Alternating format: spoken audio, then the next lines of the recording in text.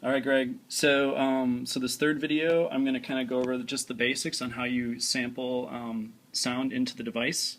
So the first thing you're going to need is to have, it's going to be hard to show you here, but on the back side, there's a 1/4-inch jack that's called sample input. Let's see if I can show you there. It's, I believe it's actually the last jack on the right. And it's a mono, it takes a mono signal. So again, the SP-12 and SP-1200 only sample mono. So plug in, your iPhone or CD player into that. Now you can, one other thing to note, for playback right now on any of these other, on any of these videos, I'm using the mix out jack, on the back.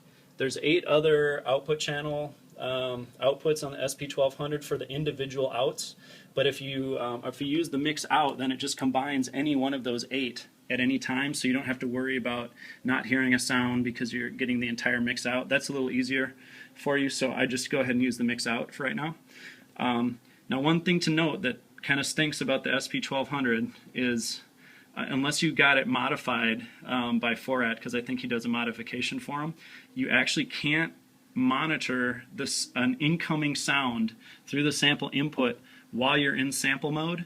So the way people get around that is to obviously have like a mixer, like a DJ mixer, or a cheap external mixer, and split the signal from 2 places and use maybe the headphone monitor on the mixer to monitor the incoming signal going into the SP, so you can actually hear what you're sampling and when you're sampling. So just an FYI, when you're listening through the mix out while we're in sample mode, you're going to hear really distorted, jumbled audio that sounds terrible, and you just have to ignore it and understand that there's nothing wrong with the unit. That's just kind of the way it is.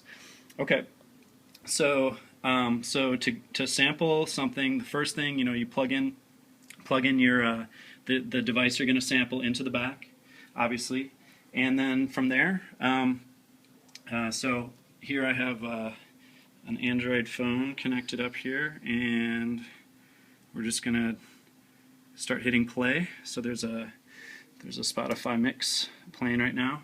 I'm going to go to sample mode, and as soon as I get into sample mode, let's see. So you can see I'm in sample mode here because the red LED is on.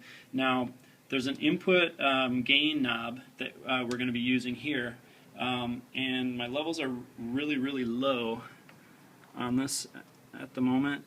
Let's see, I just have to turn up. So how do I turn up the volume on this? So turn it up like all the way. Yeah, that's good. That's playing, right? Okay. So right now, I should be getting levels. I'm not getting any levels.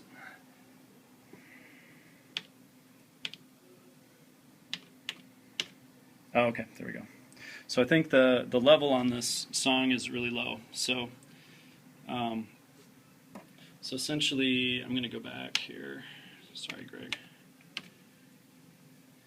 Okay, so we just entered sample mode. Now there's a VU meter that's normally you normally are going to see if your levels are good. Right now, it looks like the output level of the Android phone or whatever's playing on it is really low for the SP, and it's not really even registering.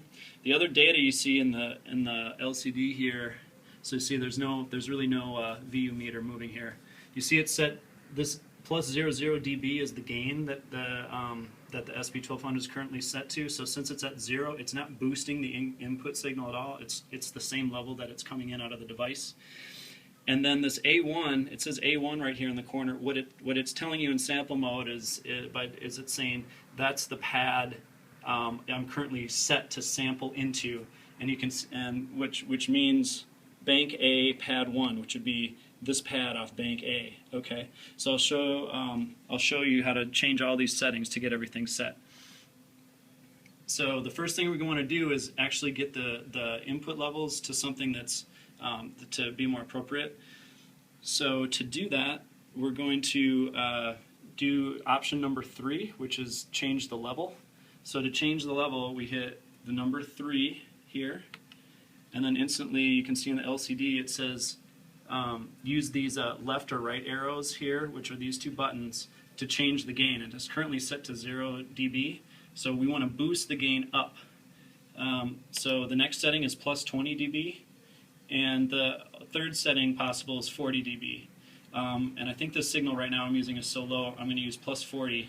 Now after you get the setting the way you want it, you hit enter, and all of a sudden now you can see we have a legitimate VU meter. Now clipping or digital 0 is when it goes all the way to the right, so you always want to keep the signal somewhere in this range. So anyway, that looks like a legitimate signal, and then I can also adjust it more by turning the gain knob all the way up, and you see it's like clipping right now, so that's too much, so we're going to dial it back. So essentially, so then again, if you wanted to set it to 20 dB instead of 40, say 40 is too much, just go back into the same mode, and then see it's at 40, and I'll just go 1 to the left, now it's at 20. Or if 0 is fine, you go to 0, so even like maybe 20 is fine. And you can see now I have VU meters, now I can just start dialing this up. Even at 20 it's pretty good. See, I can even clip at 20, so it looks like 20 is fine, and so I'll just dial it back. That looks like I'm good here. So probably about like that. So that's the first thing you got to do, is you want to get your level. That's how you get your levels nice and set. So then the next thing we're going to do is we might want to change what pad, because here it's set to pad A1, but maybe we want to sample into a different pad, maybe like let's say A8.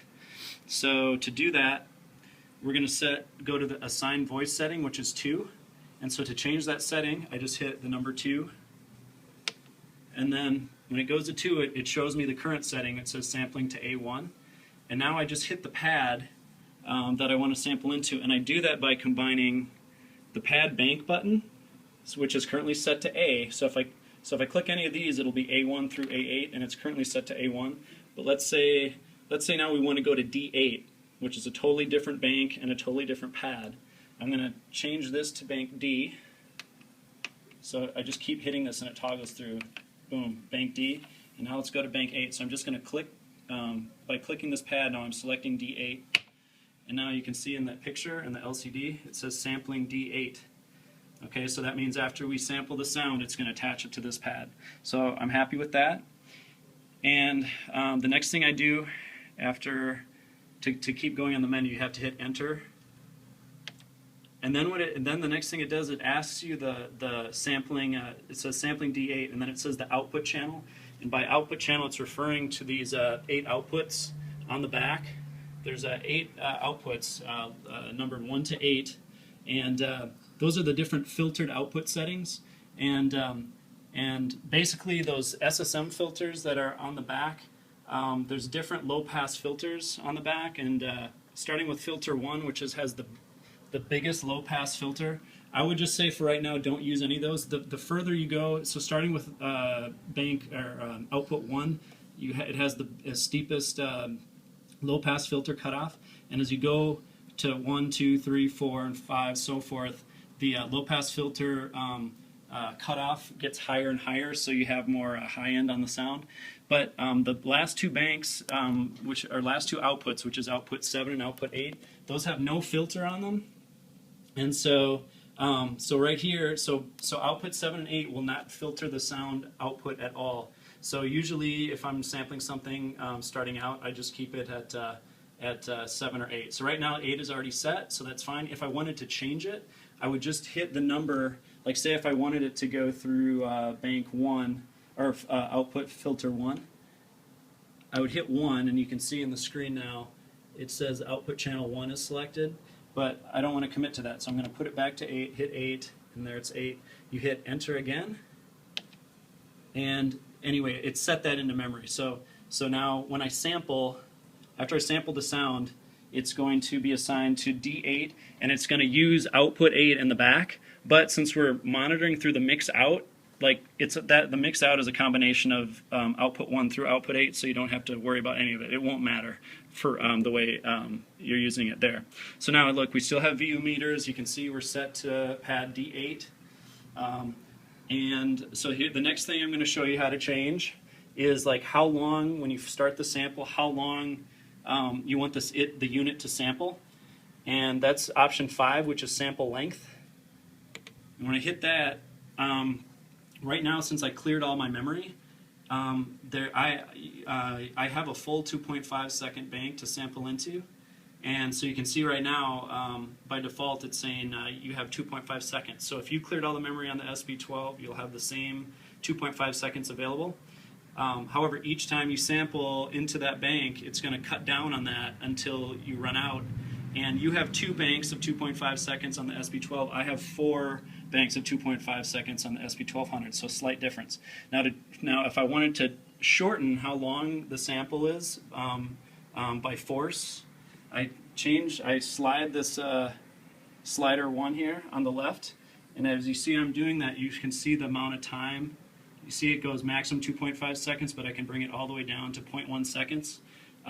But for right now, because I want to actually try to capture a long sample, I'm just going to keep that at 2.5, so that's fine. But once you get the setting you want, oh, and also I'm going to show you how to trim the sample after you sample into it. Click Enter. And so now you're set for, it'll sample for 2.5 seconds when you sample. Now we're all set. Looks like we're gonna randomly just sample what we have here. And so to actually initiate the sample, you just hit number 9, which is the force sample button. And so as soon as I do that, it's gonna tell me on the screen that it's sampling. So I just hit 9. You can see it's sampling. And then what it's doing here is it quick checks the sample to see if there was a digital over. And here it's saying sample is good, so it never clipped by being too loud. If it does clip though, you can still use the sample. It doesn't like reject it. And some people will use the distorted. Some people like to distort, like for drums. You can get kind of cool effects by distorting it. That's up to you. So anyway, sample is good. So I've now assigned something to D8. So now so I think we'll just stop this video here, and we'll go on to the next one.